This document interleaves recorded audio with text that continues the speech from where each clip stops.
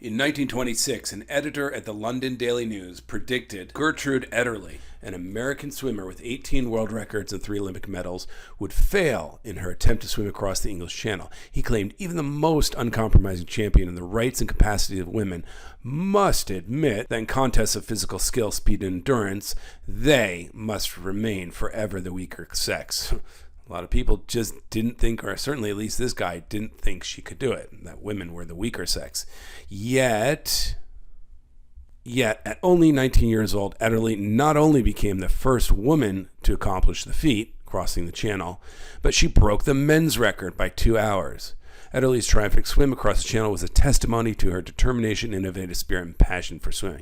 So this introduces our main character, Gertrude Ederle. She swam across the English Channel. She did it when she was 19, despite doubts that she could do it. She broke the men's record along the way. Let's keep going. Crossing the English Channel is a daunting task for any swimmer. At its narrowest point, the channel measures 21 miles across. The icy waters hover around 60 degrees. Its unruly tides and currents toss swimmers about like bobbing corks.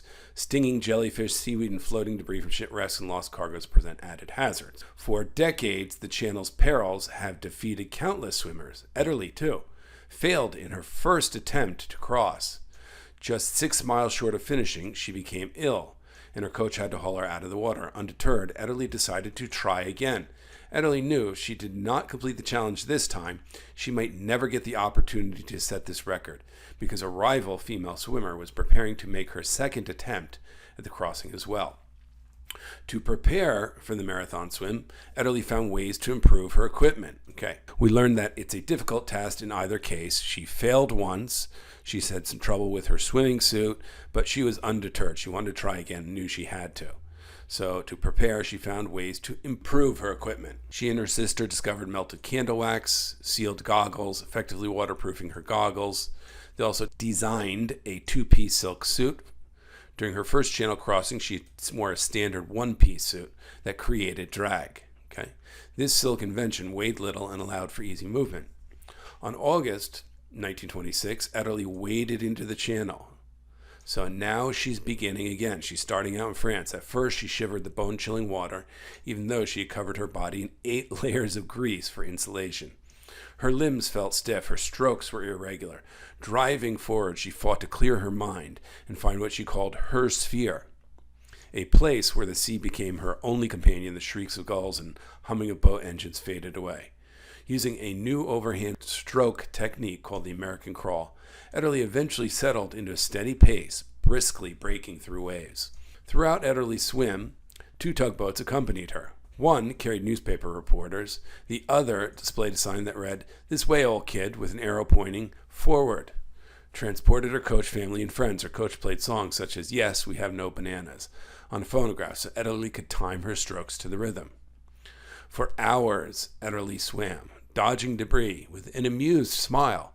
However, contrasting, as she neared the English shore, a sudden fierce storm erupted. The tides and waves forced Ederle backward, and she fought stubborn swells for hours. Salty water caused her tongue to swell, inflamed her ears. Yet, Ederle felt indescribably happy. Doesn't seem like she would in that case, but she was, as she churned through the sea. Finally, as she neared the English shore, the storm abated and the tide turned. No longer fighting against her, the sea pushed her toward the shore and victory. So what's happened here? She prepared for her swim. They changed her suit. They changed her goggles. It started off as a tough swim, but she was happy. She seemed very positive. And then she was turned into the shore. So everything here structured chronologically. After 14 hours and 31 minutes, Ederle, on wobbly legs, stepped on the English shore. The crowd roared, honked their automobile horns. Ederle had swum into history. When Ederle returned to New York, she received a parade where thousands of people shouted, "Trudy!" Not only were everyday American citizens proud of Ederle, but she also inspired them to be more active. For the next few years, more than 60,000 people credited her with motivating them to earn their American Red Cross swimming certificate. Gertrude Ederle's accomplishment proved to the world with determination and passion that it was possible to achieve his or her goals. So she was the first woman to swim across the channel. She reached her victory point, and she even received a parade back in the States in New York. What does the story of the table tell us? Every table, every chart tells its own story. This one seems to list all the different records and how the record times dropped precipitously over kind of a 50-year period, or really even 100-plus year period. Ederle's record has long since been broken, according to this. Okay, and even for females, it's much lower today. Okay, I think we know a bit about the structure of this passage, what it's about, why it's interesting. Let's tackle the questions.